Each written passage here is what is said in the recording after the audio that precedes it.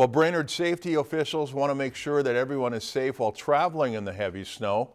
According to the Federal Highway Administration, over 1,300 deaths and over 100,000 injuries occur annually due to snowy or icy roads.